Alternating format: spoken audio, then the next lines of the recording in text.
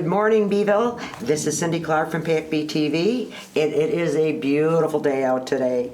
And with us this morning is Frida Weeks. She is the president and co-founder of Hope for Heather. Good morning, Frida, and thank you for coming in to do an interview with us. Good morning. Thank you for having me. Of course, of course. Now, I have to be very honest. I really hadn't heard too much about this group. I'd seen all the signs around for teal.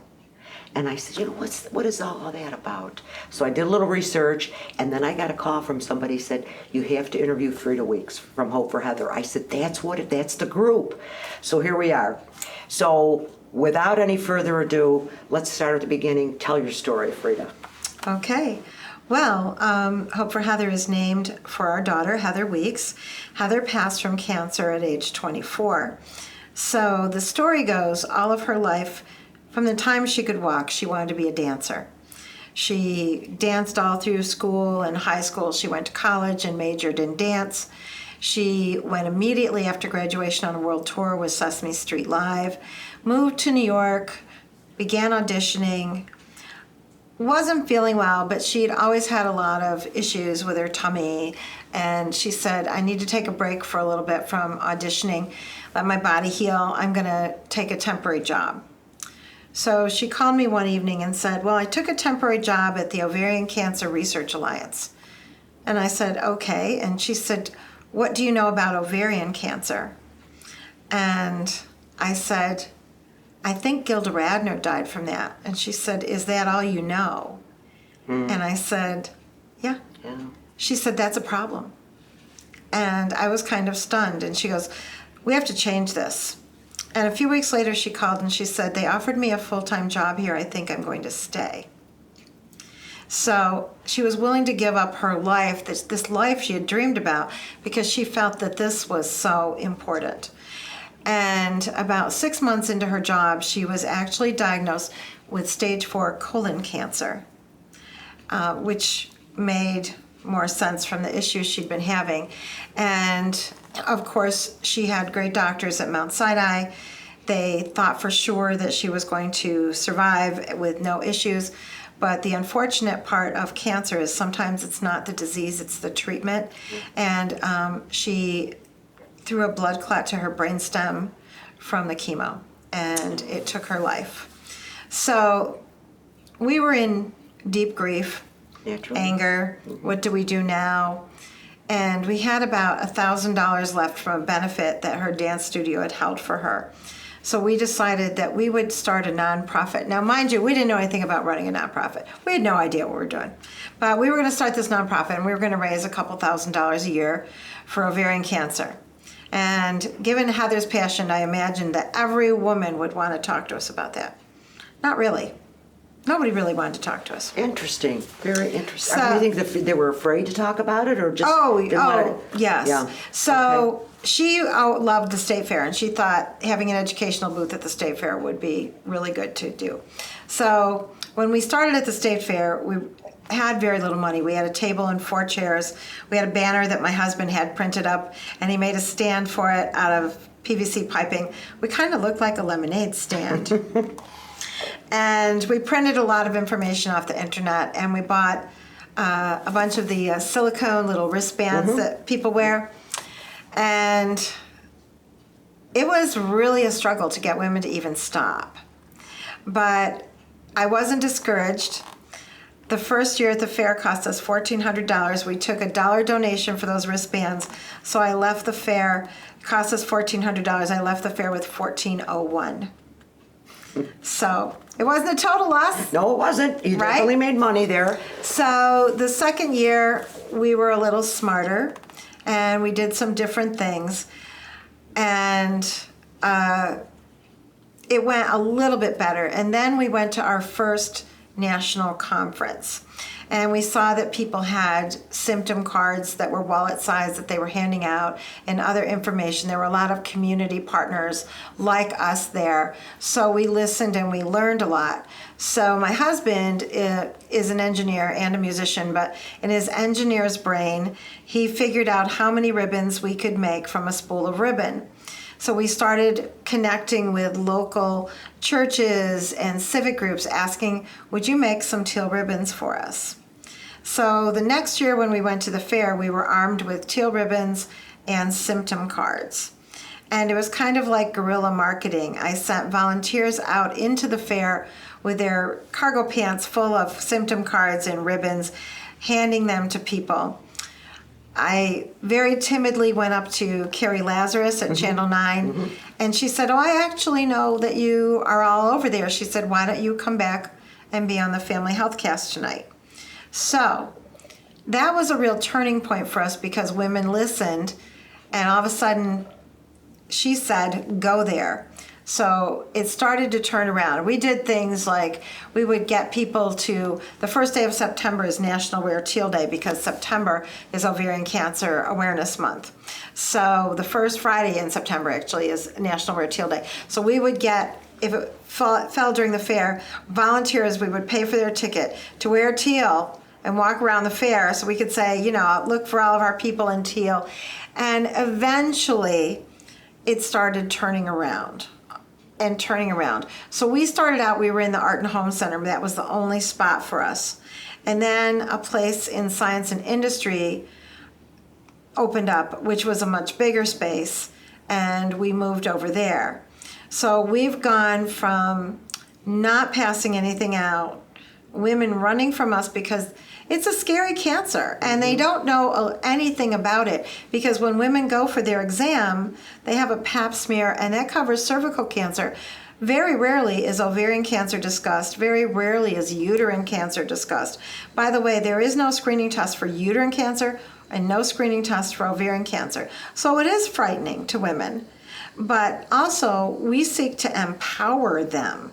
Empower the women so they can take control of their health, not be frightened, and get ahead of the game. So we've gone from passing out nothing to handing upwards of 50,000 pieces of literature now at our fair booth, by the way, which is now a double space instead of a single space. So we have a very large space. We have grown to have a survivor chat corner. So we have a survivor with us every day that will answer questions for women on what the disease is like, what to look for, what to do if you're not happy, how to get a second opinion. Those are things that you can come in and just sit down and talk. Or if you just want to tell your story, or if you've lost someone and you just want to talk to somebody, you can come in and talk at our little corner and hang out with us. We're very friendly and open and warm. And so that's really the fair and is how we got started. We are all volunteer. No one gets paid. So our goal was to raise a couple of $1,000s. We're right now at 1.7 million. Million? Mm-hmm. Wow. That's impressive. 60% of everything that we raise stays right here in the community for our patient programs, and 40% we donate to research. There is not a lot of research being done for ovarian cancer locally, so we do donate our research dollars to the Ovarian Cancer Research Alliance where Heather worked. The reason is we are able every year to hand pick our researcher. So we know exactly where that money is going. We're very, very, very aware of the importance of the donors knowing where their money's going. So we want to make sure that we know where every dollar is going. There's no one on our staff getting paid. We have a nice little office suite where our landlord is very generous to us. And so we have very little expenses, and we sink everything else into our community support. We have a support group called Sisters in Strength that meets by Zoom once a month. We used to meet in person until the pandemic, but what the Zoom has done for us is now we have women from Rochester to Watertown participating. And if it's bad weather, I don't have to worry about the ladies coming out to meetings. I know that they're safe and comfortable in their homes, and it just works out very well for us to have Zoom chats. But we do try to have together meetings. We have a survivor luncheon in September for them. We usually do some projects. We're going to be doing a candle making at Witty Wicks and lunch. Yep. So we do some things. Sometimes we'll get a suite and go to the ball game. All kinds of things that we can do to give them support. We have a patient bag that we give to newly diagnosed gynecological patients that have a number of items in them to help them get through a 5 or 6 hour treatment of chemo, including a custom port shirt that's open at the neck it has a zipper here and a Right, zipper here, right, so right. they don't have to disrobe when they get their chemo. Good idea. Very thoughtful. That has a blanket, puzzle books, some ginger candy in case they get nauseous. C-bands, the little wristbands you can take on cruise. Those are great for nausea if you're experiencing nausea, especially the next day after your treatment. So a little lion for courage, all kinds of little goodies in that bag we try to give them just to let them know that they're not alone. Someone's caring for them.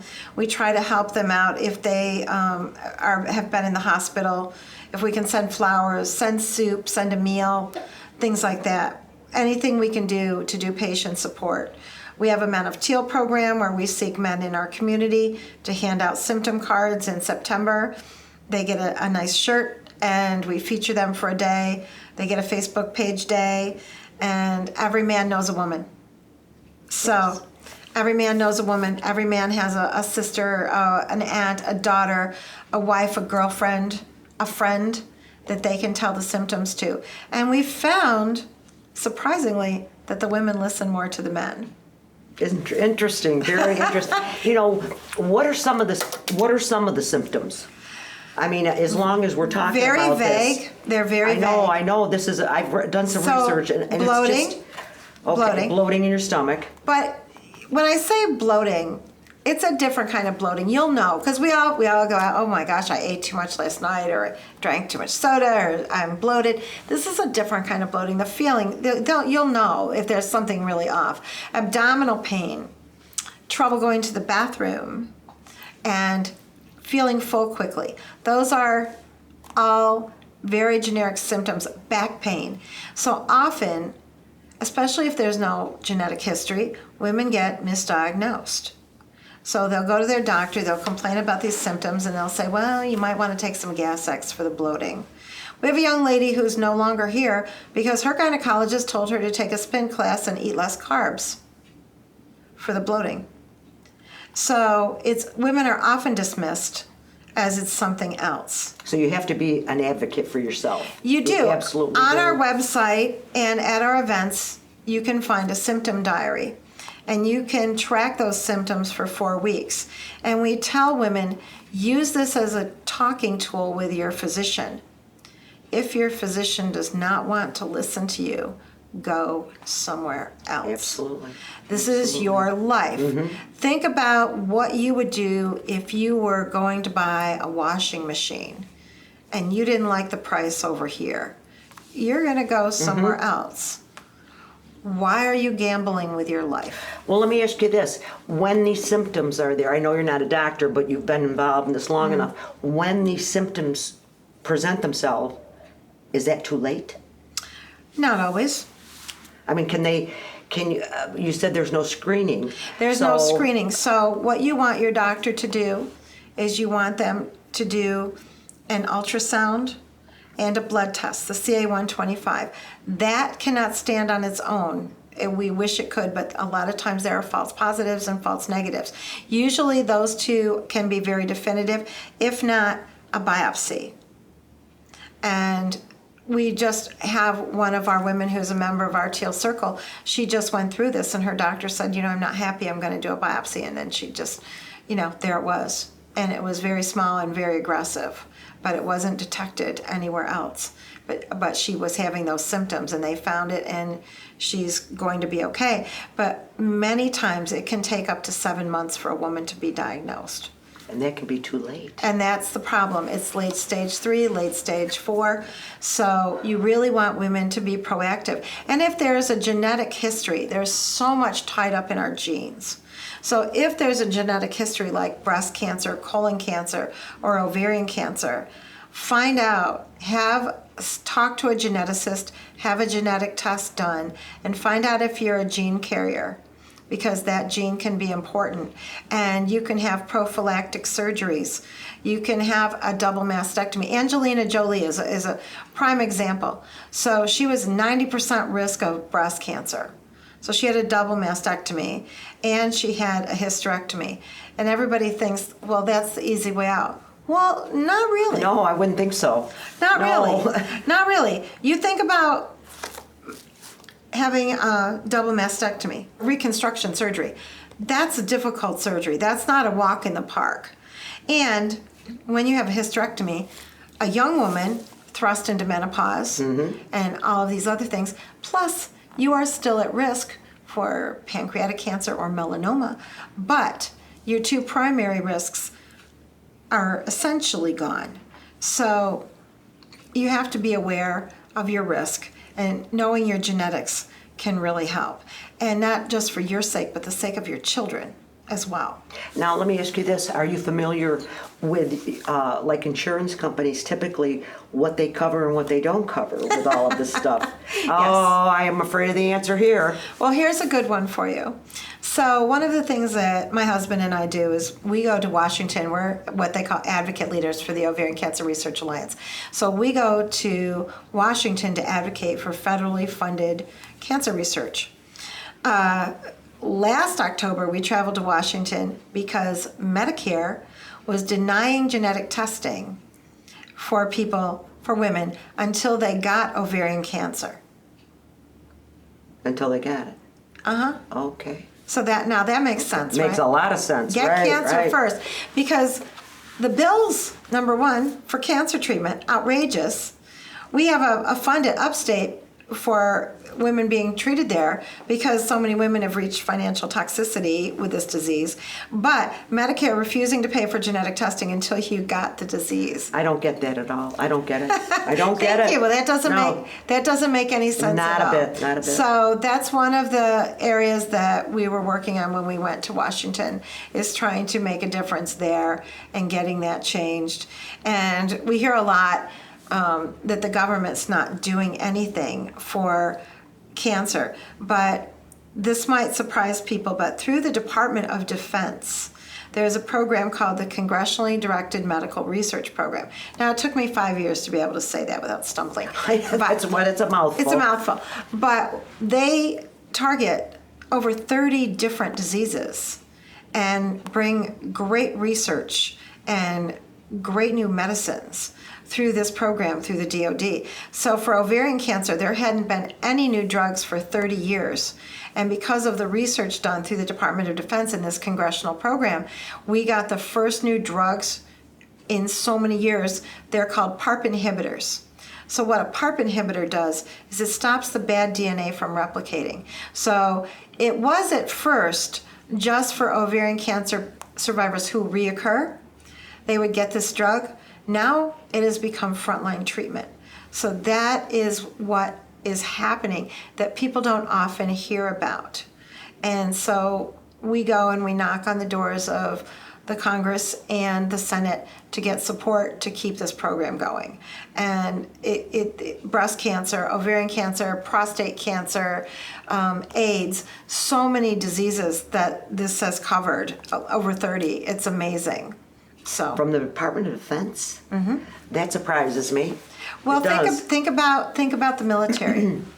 Think about having a female soldier or female officer out for cancer and what that does to her family, or Right. a general out with lung cancer or prostate cancer or something. Think about that. That's why the Department of Defense protects us also from disease.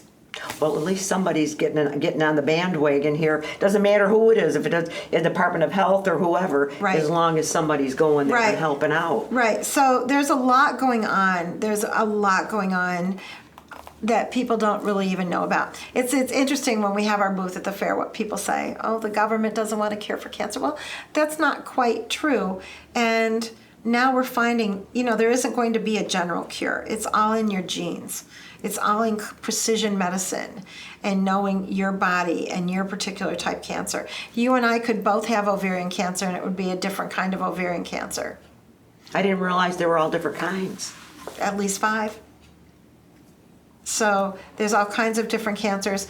And there are a lot of things that you can do when you look at life.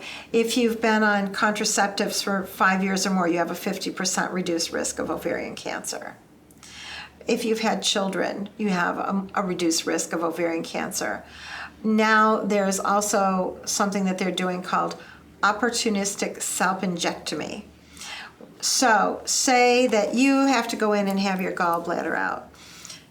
and you say, you know, I've got a family history of ovarian cancer. Why don't you do this procedure? What that basically is, as long as they're in there, they're going to pull out your fallopian tubes. That they're finding that ovarian cancer sometimes originates in the fallopian tubes. So by doing that, or women who have had their tubes tied, there's a 50% reduced risk of ovarian cancer. This is all new to me. This is all new to me. I have known a few people, sadly, who've passed from it, and their prognosis right out of the gate was not good at all.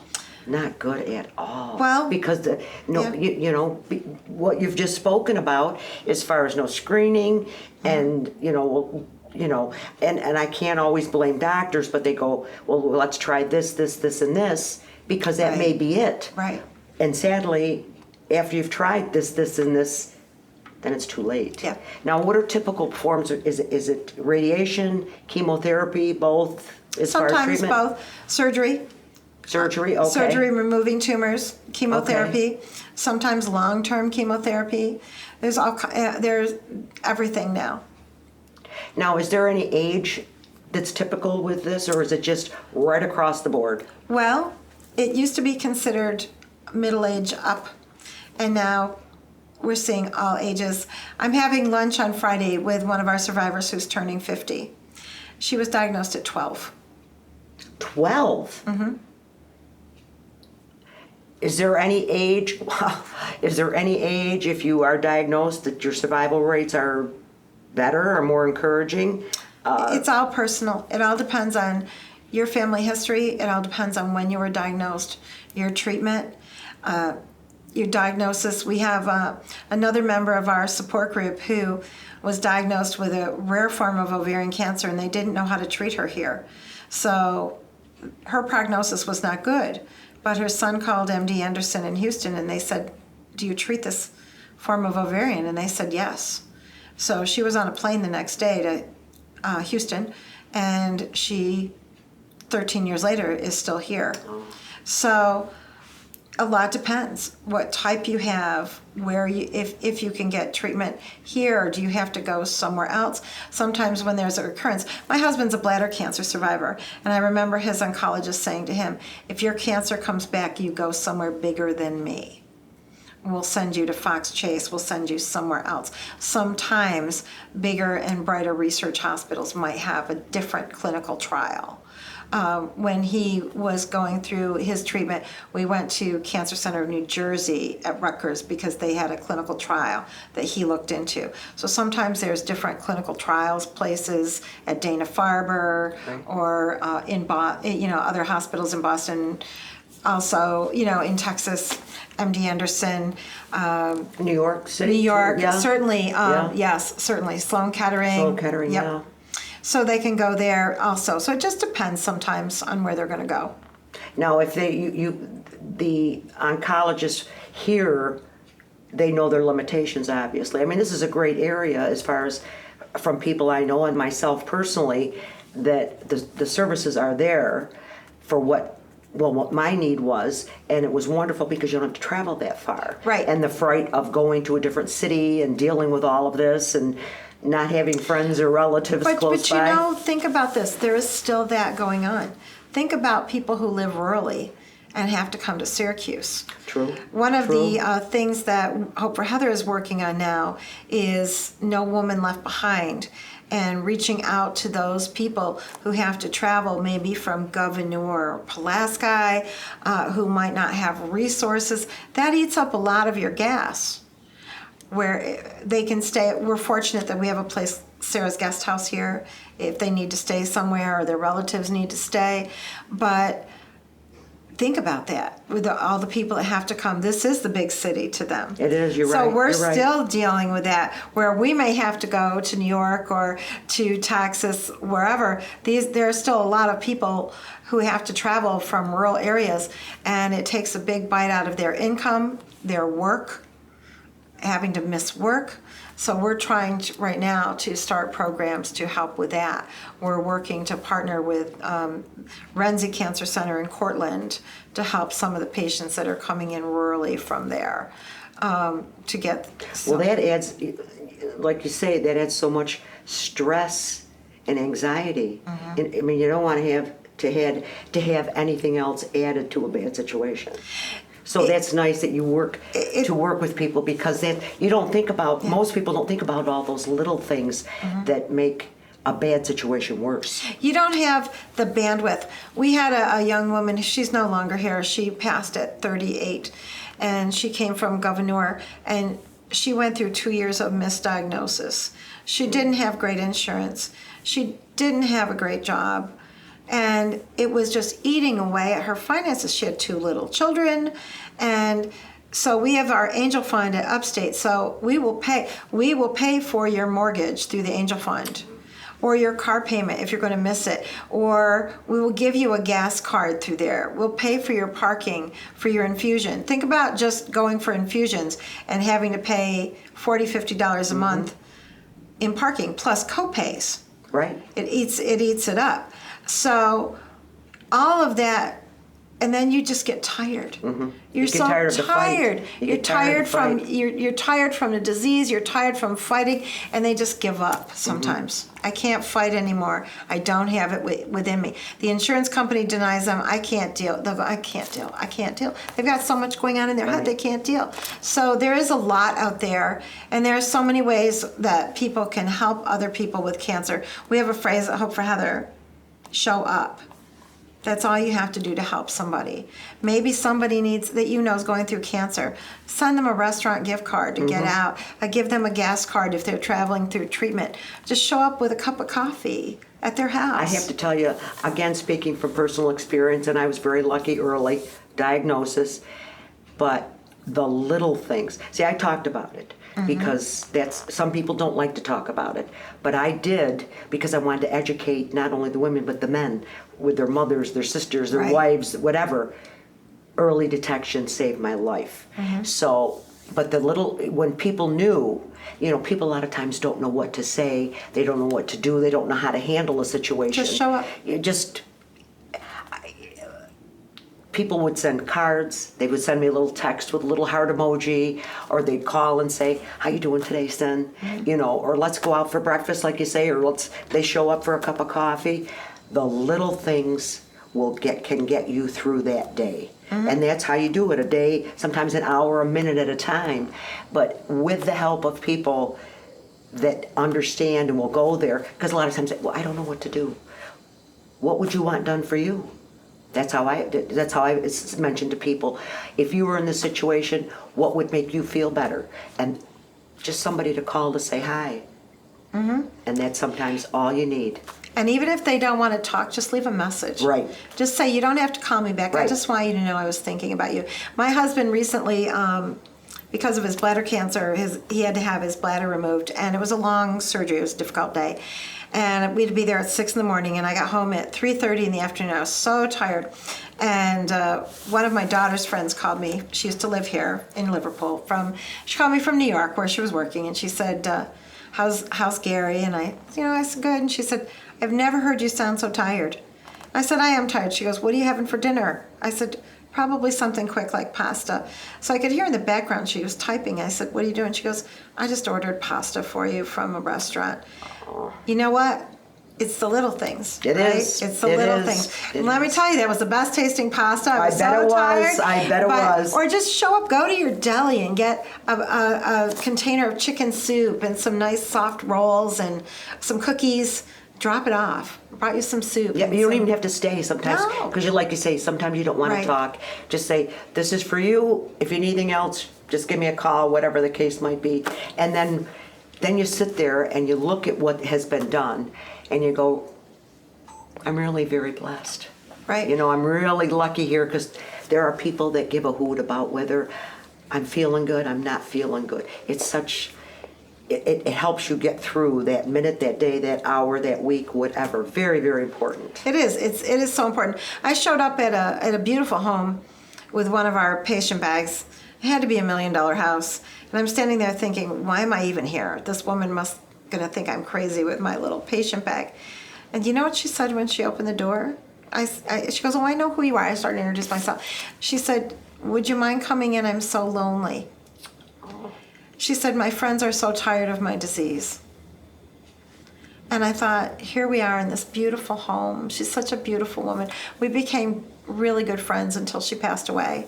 But think about that.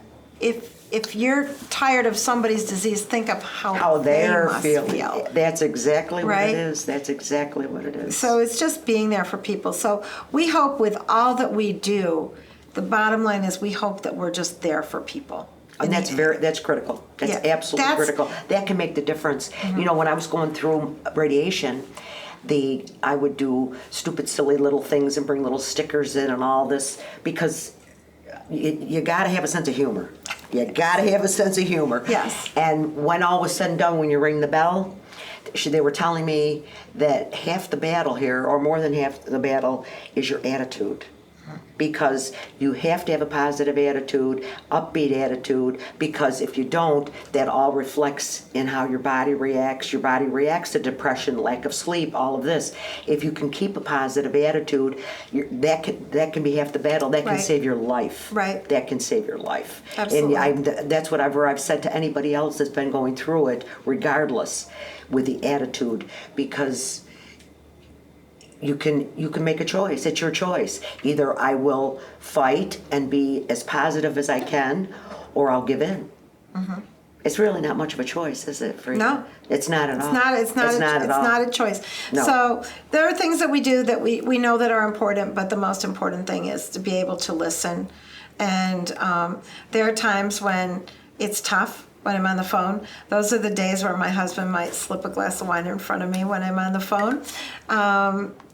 Because it can be hard, and we do get close to our patients, and when they hurt, we hurt. Yes. So sometimes that's difficult, but the bottom line is we want to be there through everything, and we want to celebrate them, celebrate their milestones, and if they pass, we want to be there to celebrate their life, but we want to keep celebrating their surviving, their everything that they go through.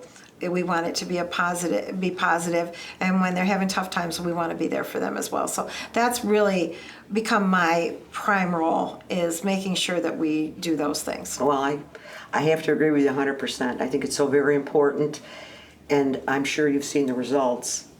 That everybody agrees, and you know you've made the right decision, and that's what you have to do. Just be there. Just be there. It's so critical. Now, going off on a different note, do you have any events coming up? I know you had a walk or a run not too long ago. We did. May 18th, we had our annual Teal Ribbon Run. We had over 800. We are coming back since the pandemic. It's been a difficult growth. It was a wonderful event. We were very happy. We were so grateful for all of the support. Now we are working on a few things. We will be at Jazz in the City, which is a giant public health fair for the underserved, which happens all summer long. There you can look and find the calendar on the Jazz in the City website. Great entertainment at a giant public health fair in the inner city. Now, where is that going to be? Different parks. Okay. Different parks. Now, do you publish this on Facebook and all of that too? We do. Okay. But the Syracuse City Health Center has a huge tent. People can come and get screenings and things, and get scratch-off cards for getting screenings, listen to some great national entertainment, and then all kinds of health vendors are there. We'll be there along with a lot of other people. We have our educational booth at the New York State Fair. We need 140 volunteers. So we're always looking for volunteers.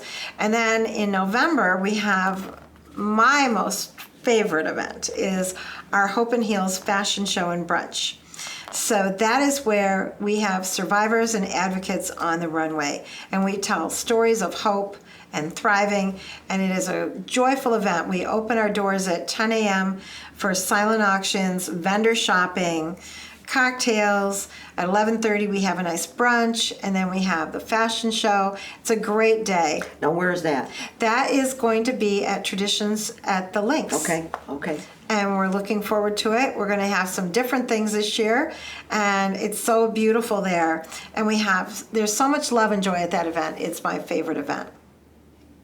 Well, I think that's fabulous. It is fabulous. But you do have the yearly run, you say? Yes. Okay. And then you're having that event. Okay, so if people want to contact you for donations, volunteer, questions, why don't you tell the camera, look right into the camera and tell them how they can best do this? Go to hopeforheather.org. And there is a place to donate. There's a place to send us a message. If you'd like to volunteer, that's where you contact us. And someone will reach out to you. Thank you. Thank you. Thank you for coming here. You have educated me, and I hope a lot of other women, because this is critical. Education, knowledge, reach out, be an advocate. And because it could save your life. It could save your life. But I'm going to have go through, could you just one more time just tell us just the basic symptoms to look out for? We'll Okay. end it on that note. Remember the beat: bloating, eating disorder, abdominal pain, trouble going to the bathroom. BEAT. Okay, remember, BEAT. And again, Frida, thank you so much. Thank you. I have learned, I have been educated, and I hope all men and women have also been educated. Thank you for having me. Of course. Pleasure.